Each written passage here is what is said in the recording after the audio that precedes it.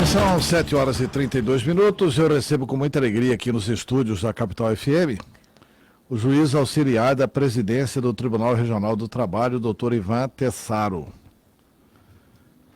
E nós vamos conversar bastante sobre a 9ª Semana Nacional da Execução Trabalhista. Doutor Ivan Tessaro, é uma honra tê-lo aqui. Bom dia.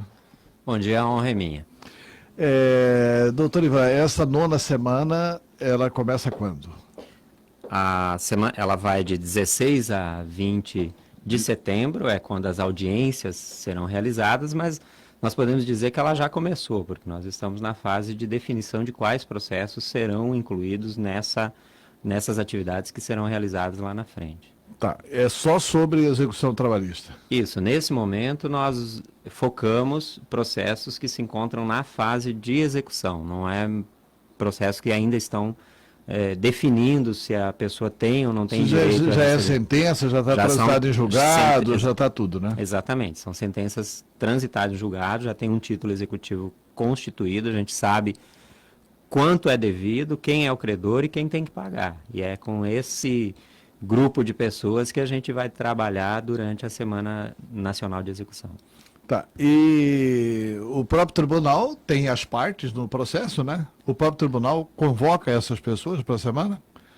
Ou convida, ou é a convocação mesmo, é a intimação?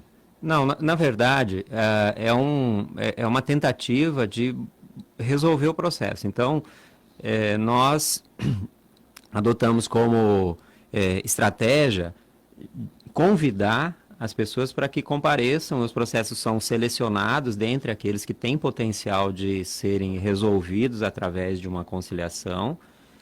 E não só o tribunal faz uma seleção de processo, mas também os próprios interessados, o credor, né, o trabalhador que tenha um valor para receber, ou o empresário que deva uma importância e tem intenção de liquidar esse processo, de resolver esse processo, ele pode nos procurar e será muito bem-vindo.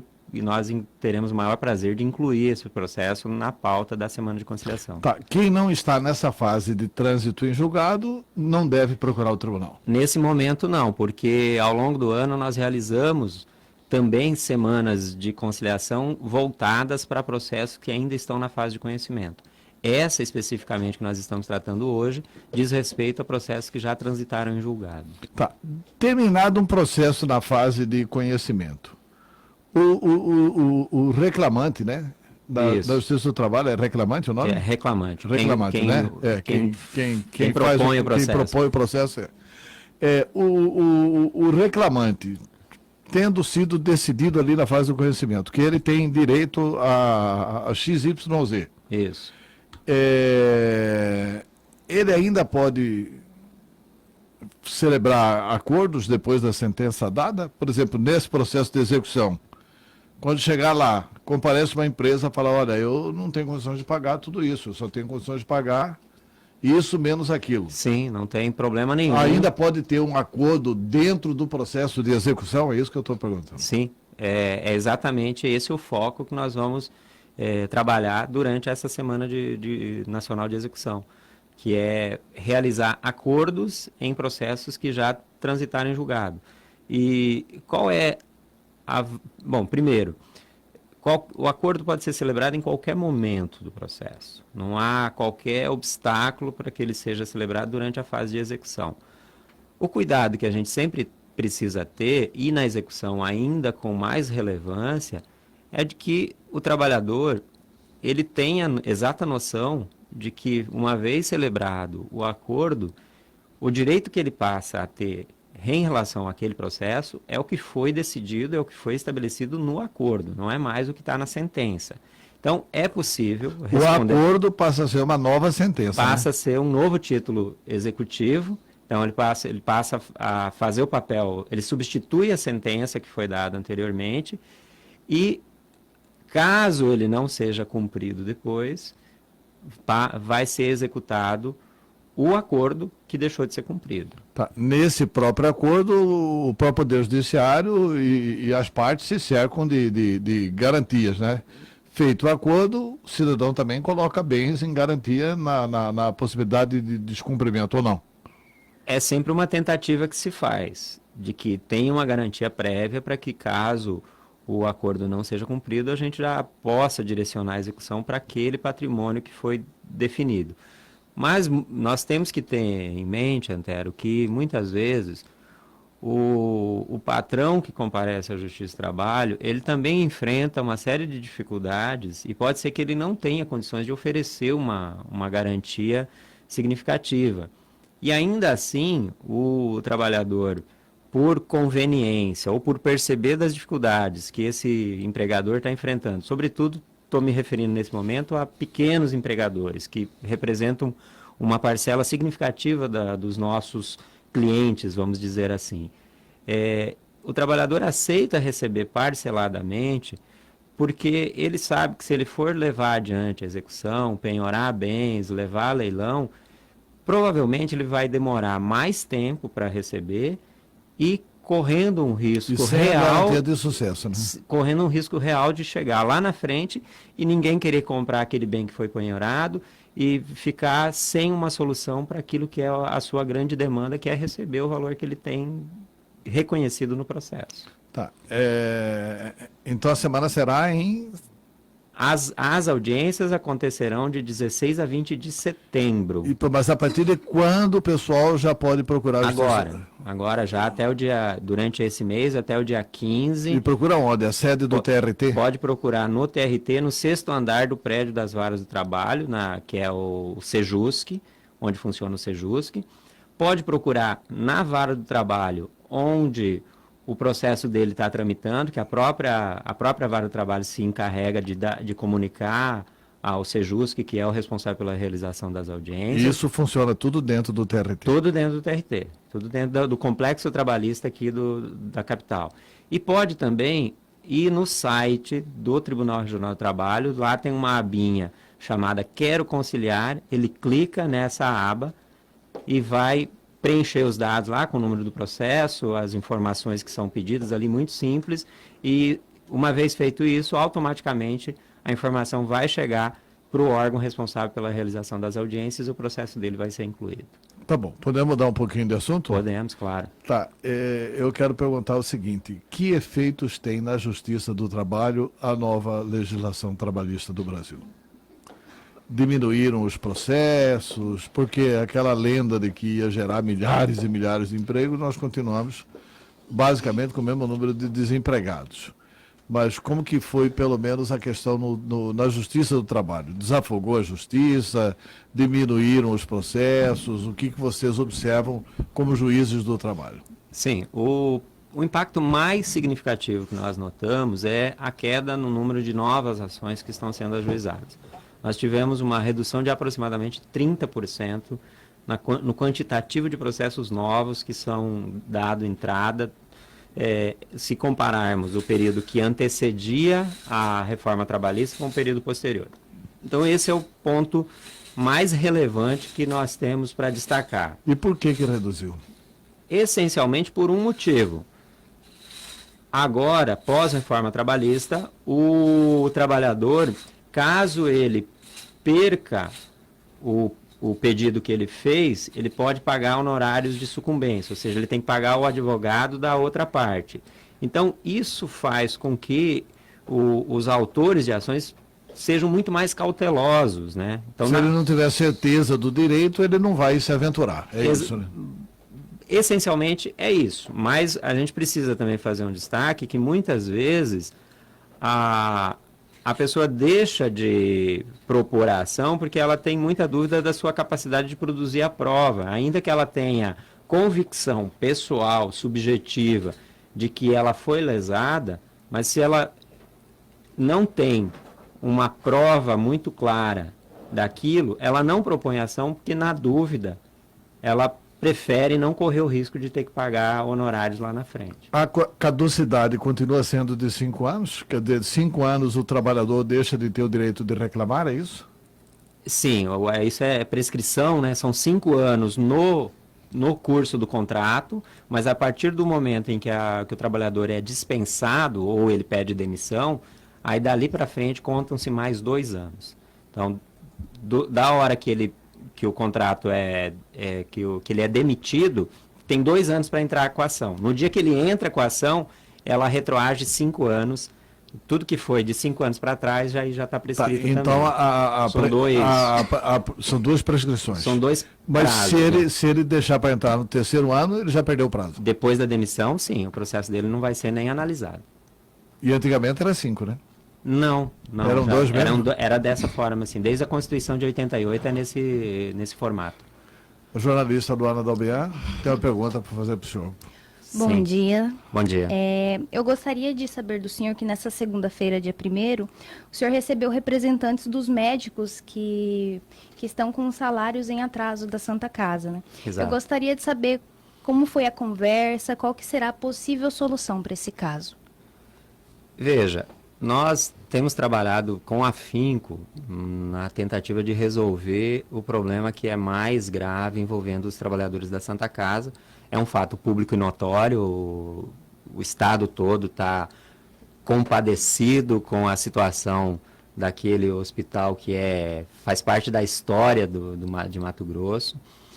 E conseguimos avançar significativamente em relação aos trabalhadores em geral, através de aportes feitos pelo Estado de Mato Grosso, em parceria com a Assembleia Legislativa. Nós praticamente podemos dizer que os salários atrasados já estão resolvidos em relação a todos os trabalhadores que estavam lá na Santa Casa. Resolvidos e pagos ou resolvidos e programados? Em boa medida pago. Aproximadamente 60% dos valores já foram pagos. Então, restam 40% para serem pagos parceladamente agora nos próximos meses. Mas, por outro lado, os médicos que prestaram serviço para a Santa Casa nesse mesmo período em que os trabalhadores em geral ficaram sem receber, eles também não receberam. Então, tem médicos lá com 6, 7, até 8 meses trabalhados sem nada ter sido pago. Então, esse grupo de médicos, eles elegeram lá aproximadamente 80? Isso, são os médicos plantonistas, porque na verdade a Santa Casa ela tem mais médicos, mas que trabalham através de sociedades, de empresas médicas. Esses não dizem muito respeito à atuação da Justiça do Trabalho, que trata de trabalhadores como pessoas físicas. Então, esses médicos plantonistas, eles nos procuraram, querendo saber da possibilidade de uma solução para a situação deles. E o que eu coloquei para eles, que a única possibilidade que nós temos hoje de ter um acréscimo de valor para pagar outros passivos da Santa Casa é a promessa que o município de Cuiabá tem feito de também colaborar. Então, estamos trabalhando, primeiro, para garantir que o município de Cuiabá consiga fazer os repasses, porque há uma série de entraves. O município de Cuiabá alega que depende apenas de um parecer da Procuradoria-Geral do município. Isso. É a informação que eu tenho também, de que ele precisa de um respaldo jurídico, de que aquela transferência é lícita, é legal, ela não vai gerar efeitos colaterais com os órgãos de controle, sobretudo o Tribunal de Contas do Estado, o Ministério Público Estadual e tal, e eu acredito piamente que é totalmente legítima essa preocupação. Então, nós também, enquanto instituição Justiça do Trabalho, não temos interesse nenhum em fazer algo que lá na frente gere consequências. Então, a gente também quer se cercar dessas cautelas todas, mas, como eu disse a eles, nós precisamos resolver esses entraves para que o dinheiro do município chegue até a Justiça do Trabalho, para daí sim a gente definir para quem nós vamos pagar. E não necessariamente apenas os médicos são os candidatos a serem contemplados com esses valores, porque os trabalhadores da Santa Casa, embora nós tenhamos resolvido a questão dos salários, eles têm as verbas rescisórias pendentes de pagamento, há muito fundo de garantia que não foi recolhido.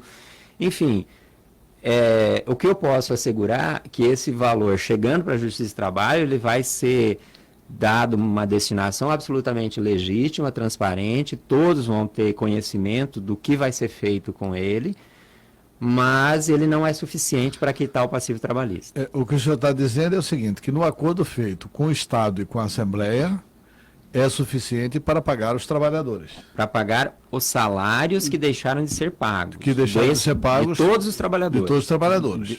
Tá. Isso. Então, e basta para pagar o acordo feito com a Assembleia e com o Governo do Estado. Isso. Então, para isso já tem recurso garantido para pagar os 100%. Isso, para pagar todos os salários. Se houver esse aporte da prefeitura, a prioridade seria então o pagamento dos honorários médicos.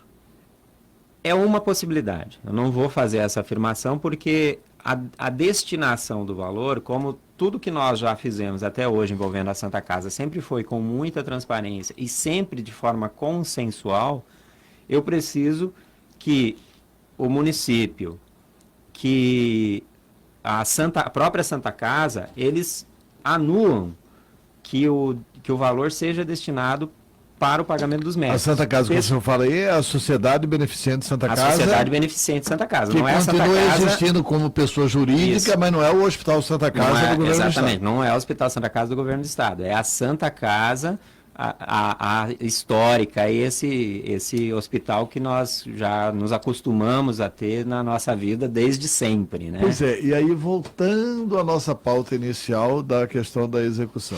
Se os médicos quiserem cobrar, eles têm que cobrar da Sociedade Beneficente Santa Casa. Da Sociedade Beneficente Santa Casa, exatamente. Que está com bastante dificuldade financeira. Que está com bastante dificuldade financeira e que está com o seu patrimônio, inclusive, arrendado. Isso. Através de uma requisição administrativa feita pelo Estado. Exatamente. E que, portanto, não tem o que oferecer em garantia para pagar absolutamente nada.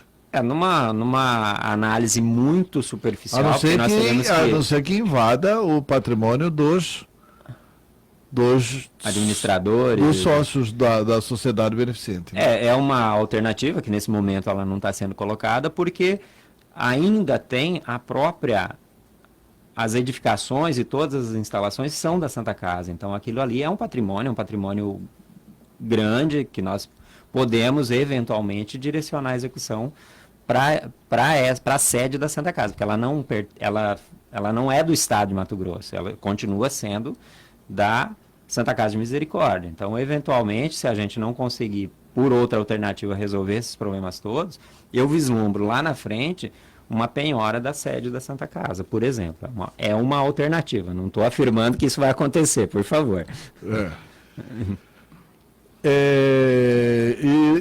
Na verdade, essa é a pior. Liquidar dessas dívidas. Vamos supor que entre o dinheiro da prefeitura, que haja anuência da Sociedade Beneficente Santa Casa e que seja pago a questão dos médicos, né?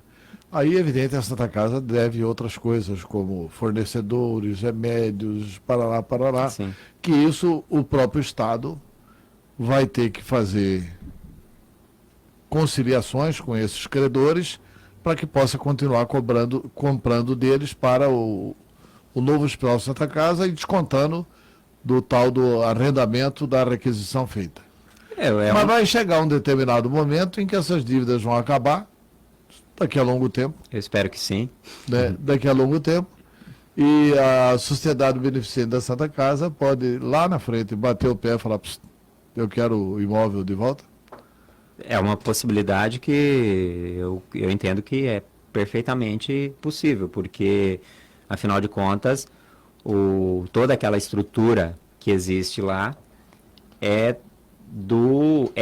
da Santa Casa, né? Então, a permanência do Estado, até pelo decreto que foi editado, ela é provisória, ela não se deu em caráter definitivo, de modo que, em algum momento, espera-se que a Sociedade Beneficente Santa Casa de Misericórdia retome as instalações e retome as atividades de um modo geral, como sempre foi feito, né? Tá. Doutor Ivan Tessaro, muito obrigado pela entrevista, pelos esclarecimentos, pela aula, né? Essa mini aula aqui de Direito do Trabalho. Sucesso aí na 9ª semana de execução trabalhista e que a nossa Justiça do Trabalho continue funcionando exemplarmente bem, porque sempre foi um exemplo, inclusive, de agilidade no processo. O que todo mundo gostaria é que os processos na Justiça Comum demorassem como demora na Justiça do Trabalho, ou seja, eles são mais céleres na Justiça do Trabalho. Muito obrigado pela entrevista. Eu que agradeço pela oportunidade.